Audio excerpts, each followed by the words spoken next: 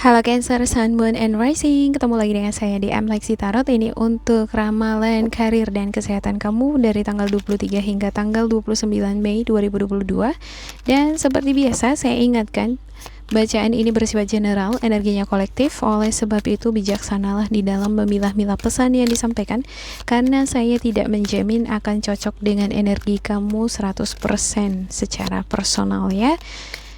Ya, jangan dipaksakan bila tidak sesuai dengan kamu atau dengan ekspektasi kamu mengenai karir ataupun keuangan kamu ya. Atau jangan marah gitu, jangan terbawa emosi gitu ya. Iya, diambil sisi positif atau nilai motivasinya yang menurut kamu berguna atau bermanfaat untuk kamu aplikasikan di dalam menjalankan aktivitas kamu selama seminggu ini. Oke. Ada The Devil, ada Eight of Swords, ada Knight of Pentacles, The Hermit, The Empress, Chariot, ada Four of Cups, Two of Pentacles. Wow. Oke. Saya ngelihat beberapa di antara kamu sepertinya masih terikat dengan energi lama, energi toksik di sini ya. Ini The Devil juga sebagai simbol dari karma ya, atau karmic cycle yang terjadi berulang-ulang kali di dalam kehidupan kamu ya. Dan dalam hal ini kita lebih fokus ke karir ataupun situasi keuangan kamu atau peruntungan kamu. Eight of Swords adalah energi yang ngeblok semangat ya, atau membatasi kreativitas kamu, karena di sini ada semacam trauma, rasa takut, kekhawatiran yang sangat besar. Ada hal-hal yang membatasi kamu, bisa jadi karena pengalaman-pengalaman kamu di masa lampau yang membuat kamu trauma, sehingga tanpa kamu sadari sebenarnya kamu membatasi ruang gerak kamu, pikiran kamu yang membatasi ruang gerak kamu. Ada beberapa di antara kamu ini seperti keadaannya terjepit ya. Ada Nine of Pentacles, tapi ada nih keberuntungan.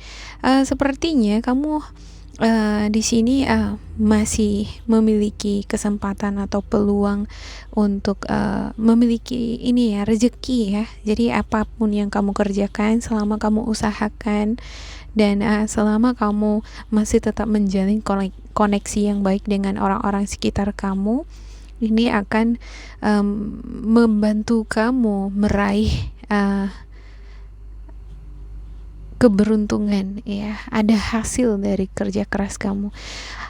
Tapi walaupun ada hasil dari kerja keras kamu, hidup kamu bisa dikatakan cukup ya.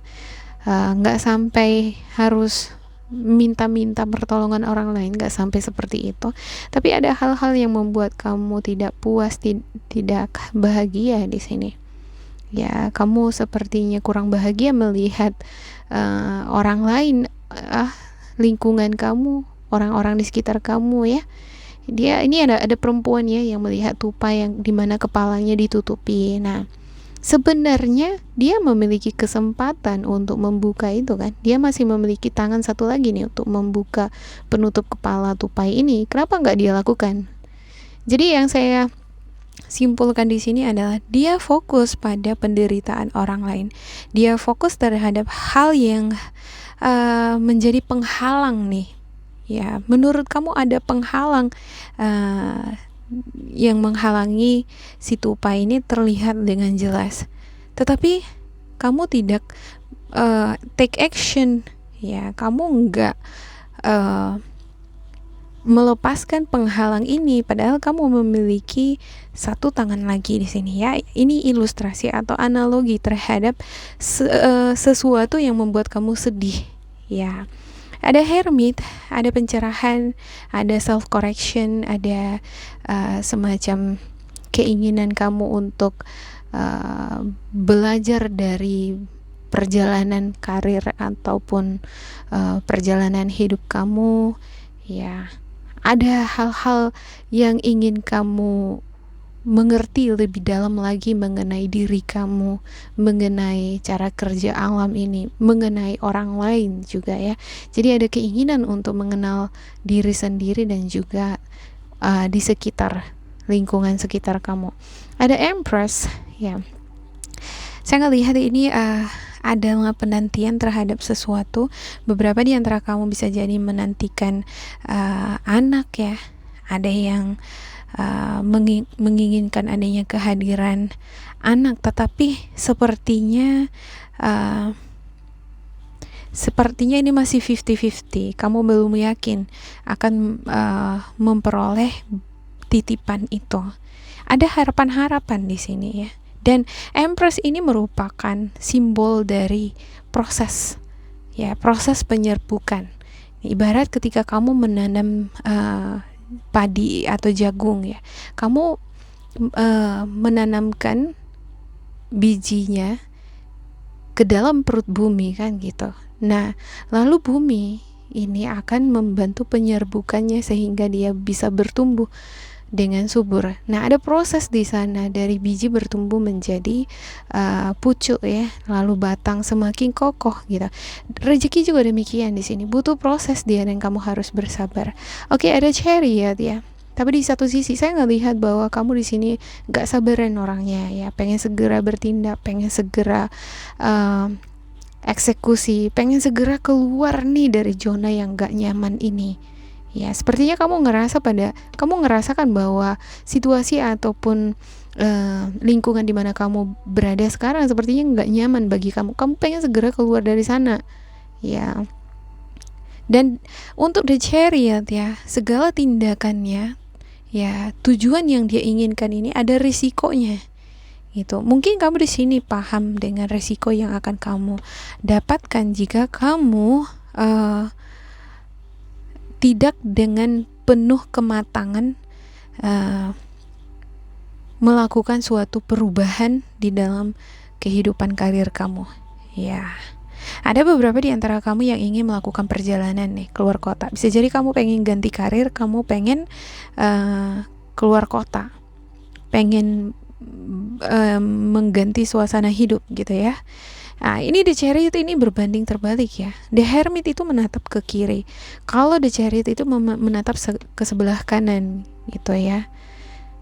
Sementara The Empress lebih mengarah ke The Hermit dan juga kepalanya dia mengarah ke The Hermit dan juga dia menoleh ke depan ya.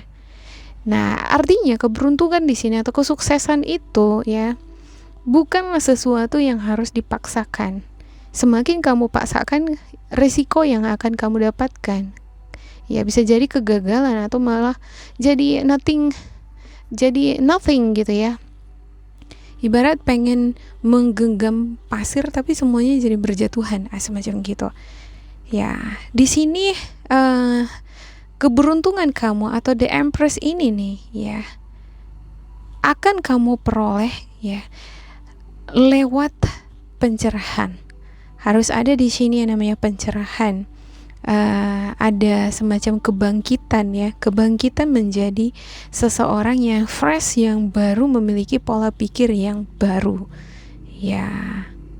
Artinya harus melewati proses pembelajaran gitu ya. Ibarat gini nih,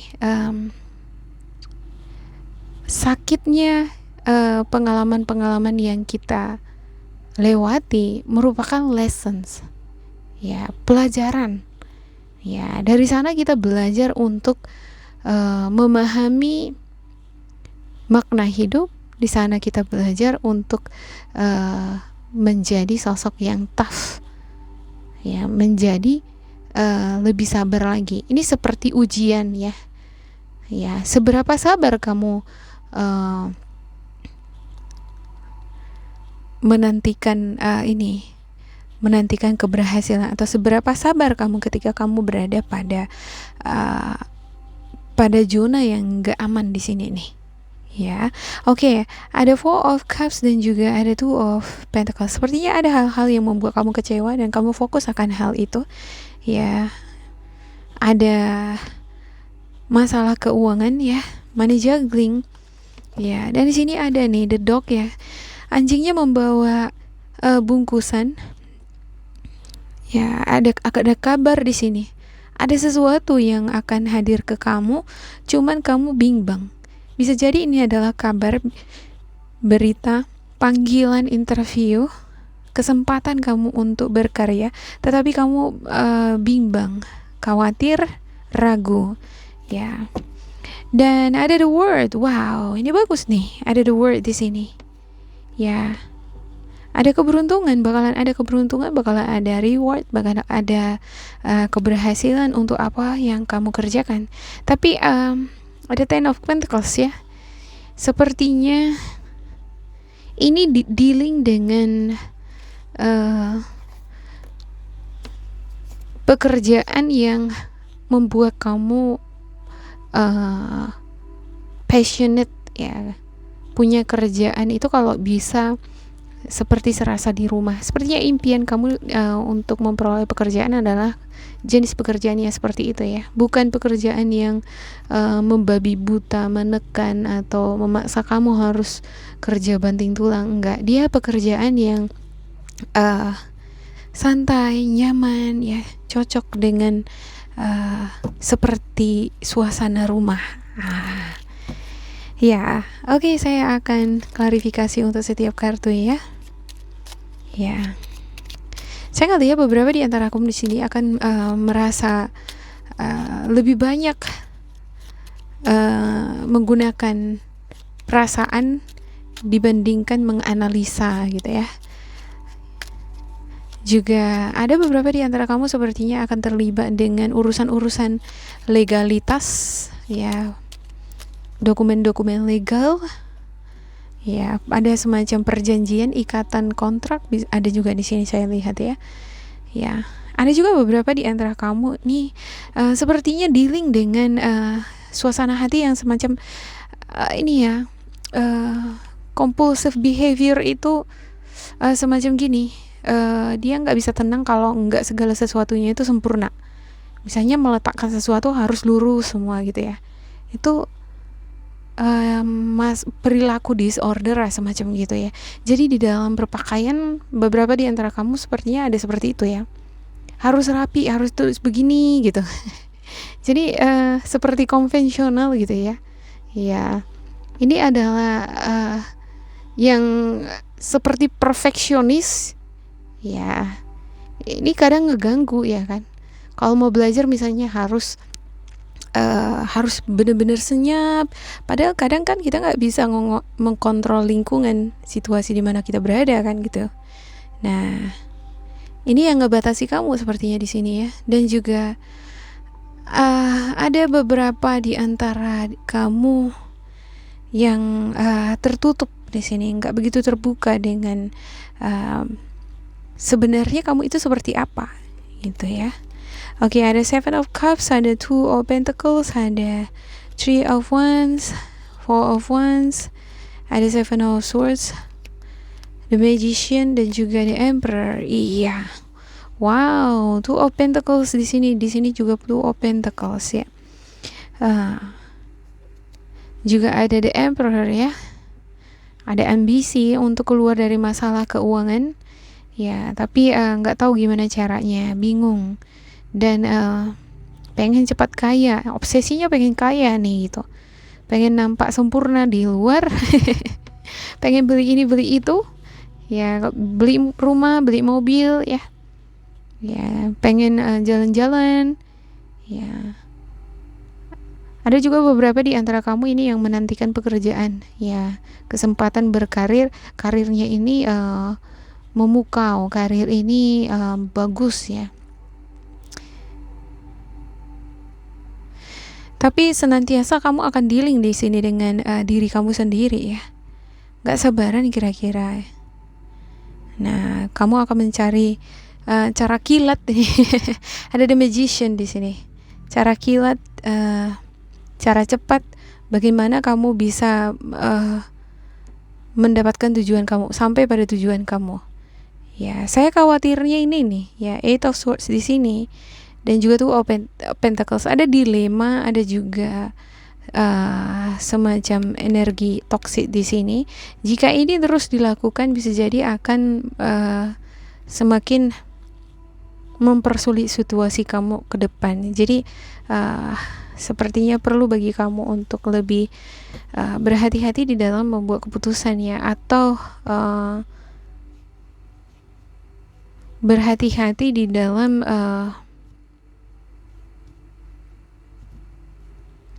memilih-milih pekerjaan gitu ya. Ya, ada The Hermit nih untuk the bottom of the deck kamu. Ada Queen of Cups. Ya, suasana emosi kamu ini nggak stabil sekarang. Ya, mudah emosionalan gitu ya. Ya. Oke, saya akan mengambil 3 kartu di sini untuk spiritual guidance kamu, dan pilihlah salah satu kartu. Kartu yang kamu pilih berdasarkan suara hati kamu adalah energi yang dominan kamu ambil atau yang terjadi terhadap kamu ya. Oke. Yang pertama, kedua, dan ketiga. Kita langsung saja ya. Oke, yang pertama ada Five of Pentacles. Saya melihat ini sebagai energi yang kurang baik ya. Energi yang semacam merasa sengsara, merasa nggak ada jalan keluar, merasa buntu ya. Kamu merasa bahwa orang-orang di sekitarmu bahkan tidak bisa memahami kamu, bahkan nggak akan mungkin ngebantu aku, semacam gitu tuh. Nggak mungkin dia mau membantu aku. Jadi udah ada penilaian tersendiri yang kamu lakukan di sini terhadap jalan keluar untuk persoalan kamu. Ya, ini sepertinya perlu membangkitkan kepercayaan diri lagi lah ya. Iya. Jangan patah semangat atau putus asa. Pasti ada jalan keluar. Oke. Ada The Devil. Wow, muncul lagi The Devil di sini ya. Hasrat, ambisi, keinginan untuk cepat kaya ya. Memperoleh pekerjaan yang bagus, yang gajinya besar. Ya, ini sangat mendarah daging nih di sini. Gak bisa lepas gitu ya. Tapi saya ngelihat ada semacam karmic cycle di sini. Ada juga toxic yang mengikat kamu ya. Ada hal-hal negatif yang mengikat, yang mempengaruhi cara berpikir kamu. Ini sepertinya cara pikir kamu, persepsi kamu, cara pandang kamu di dalam menilai diri kamu, menilai orang lain, ataupun hal-hal tertentu di sini nih yang ngebatasin zonanya kamu ya, zona kamu ya sebatas ini gitu. Nah, kalau misalnya kamu memperluas horizon kamu ya, cara pandang kamu terhadap segala sesuatunya itu dilihat dari berbagai perspektif, mungkin kamu nggak akan ngerasa terblok di sini. Ya, ibarat dunia itu nggak sempit kalau kita out of the box kan gitu ya. Dunia itu ternyata luas kalau kita keluar dari kebiasaan-kebiasaan lama, atau kita belajar nih dengan hal-hal yang baru gitu ya. Selalu mengabsorb informasi baru, informasi terupdate. Ibarat seperti kata Joe Dispenza ya mengenai neuroscience ya. Kamu boleh cek itu nanti video Joe Dispenza. Ini adalah seorang ahli yang menghubungkan metafisik dengan sains. Ya, jadi saya yakin, saya juga percaya bahwa sebenarnya dunia metafisik atau spiritual itu ada benang penghubungnya dengan sains. Cuman untuk sekarang ini masih digali lebih dalam lagi gitu ya. Cuman udah nampak nih dari setiap kajian-kajian dari si Joe Dispenza ini mengenai neuroscience.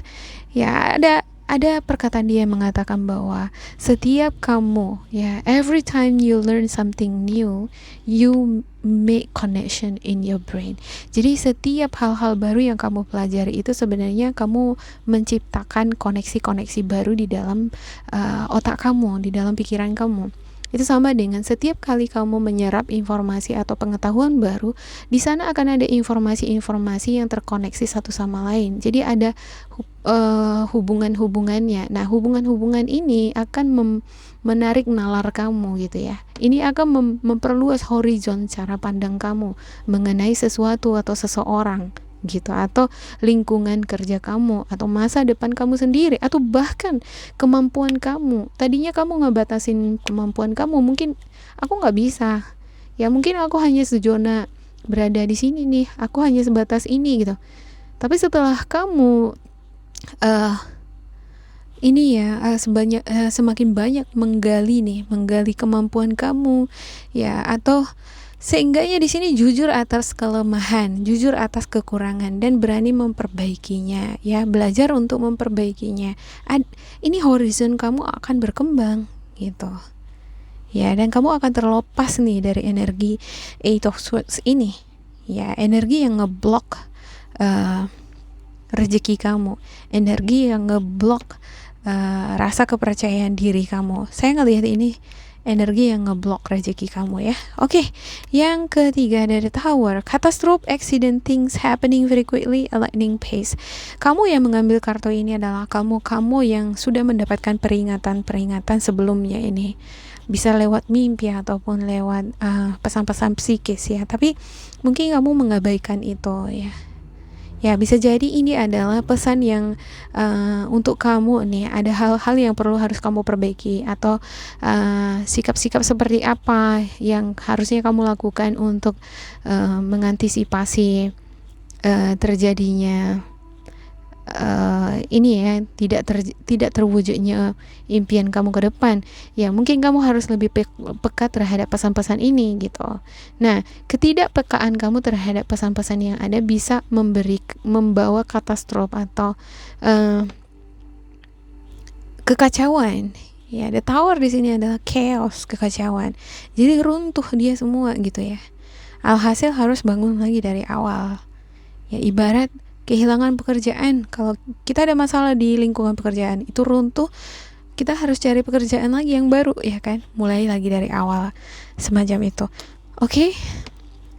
Ya, kamu adalah sosok yang kreatif di sini dengan adanya Magician. Artinya kamu adalah sosok yang mampu memanfaatkan, mengelola skill, talenta, ataupun sumber-sumber yang kamu miliki untuk create money gitu, untuk menghasilkan uang gitu. Tapi kalau ini tidak dimanfaatkan dengan bijaksana, maka bisa jadi yang dihadirkan oleh sikap-sikap impulsif di sini adalah masalah baru lagi gitu. Ya, kekacauan gitu. Ya. Oke. Demikian untuk Cancer, jangan lupa di like, di subscribe, diisi kolom komentar supaya kita semakin terkoneksi ya.